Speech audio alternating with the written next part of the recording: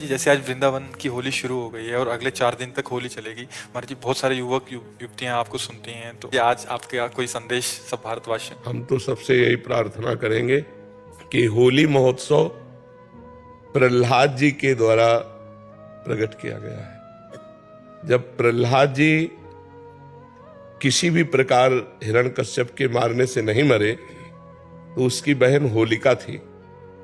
वो हिरण्यकश्यप को उदास देखा, तो उसने कहा भैया उदास क्यों हो? तो उनका ये प्रहलाद मर नहीं रहा, तो उनका आज मर जाएगा। लकड़ी का बहुत सा ढेर लगाया जाए और उसमें लेकर हम प्रहलाद को बैठ जाएंगे, तो हमें अग्नि से वरदान मिला है, एक पट, शीतल पट, जिसको हम ओढ़ लेंगे तो हमारा रोम भी नहीं झुलसेगा और प्रहलाद मर जाएगा। बड़ा प्रसन्न हुआ हिरण्यकश्यप। उसने बहुत लकड़ी का पहाड़ लगाया, उसमें ऐसा बनाया जिसमें प्रहलाद जी को लेकर उनकी बहन बैठ गई। प्रहलाद जी की बुआ हुई हिरण्यकश्यप की बहन।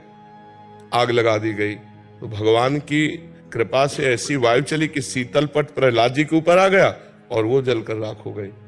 तो जितने प्रहलाद पक्ष के थे, सुबह वहां जब गए तो देखा प्रहलाद जी बैठे हुए, बड़े आनंदित थे। ढोल मंजीरा कीर्तन से होली की पूजा की और आपस में गुलाल रंग लगाकर खेल रहे, नाम कीर्तन कर रहे, पद गा रहे कि प्रहलाद जी भगवान की भक्ति से बच गए।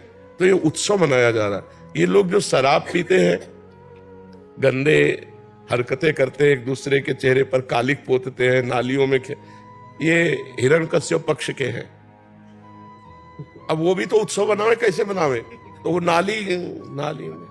नालियों में गोबर कीचड़, उसकी हिरण्यकश्यप पक्ष की पार्टी, और एक होती साधुता की पार्टी। एक दूसरे पे गुलाल लगाए, रामकृष्ण हरि बोले और बैठकर पद गायन किए और खूब गुझियां और मिठाई भोग लगा कि ठाकुर जी को, और पाए आनंद मनाए। तो हमारी समस्त देशवासियों से प्रार्थना है, कोई भी व्यसन न किया जाए। व्यसन उत्सव को खराब कर देता है, जैसे शराब है और भी हुक्का है, ड्रग्स है, कोई भी नशा मत करो। फ्रेश माइंड से भगवान का नाम जप करते हुए, पद गायन करते हुए होली का आनंद लो। नशे में होली का आनंद थोड़ी होता, नशे में तो मूढ़ता छा जाती है। मूढ़ता में आनंद कहाँ? तो कोई भी नशा इस होली उत्सव में न किया जाए और हम आनंद पूर्वक भाईचारा बनाते हुए एक दूसरे का सम्मान करें, प्यार करें। जो हमसे दुश्मनी मानते हैं, होली के दिन हम उनके भी घर जाएं और उनके गुलाल लगावें और उनसे प्यार करें। हमारा एक भी दुश्मन विश्व में ना हो, यही सबसे बड़ी हमारी प्रार्थना है। हमारे आचरण पवित्र हो, हमारा व्यवहार पवित्र हो, हमारा चिंतन पवित्र हो, तो होली सार्थक है। नहीं, कितने लोग नशा करके झगड़ा कर लेते हैं, कितने लोग अपनी हानि कर लेते हैं।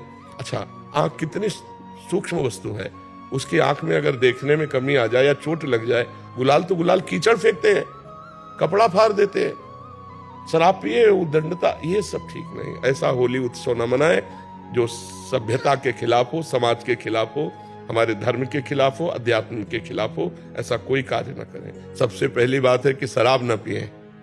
जो शराब पीते हैं होली उत्सव में स्वाहा कर दें। और दूसरी खास बात है, मांस न खाएं, क्योंकि आप भले जीव हत्या नहीं करते, लेकिन आप हिस्सेदार हुए, क्योंकि आप खरीद के लाते हो और खाते हो, तो आप हिंसक ही माने जाओगे।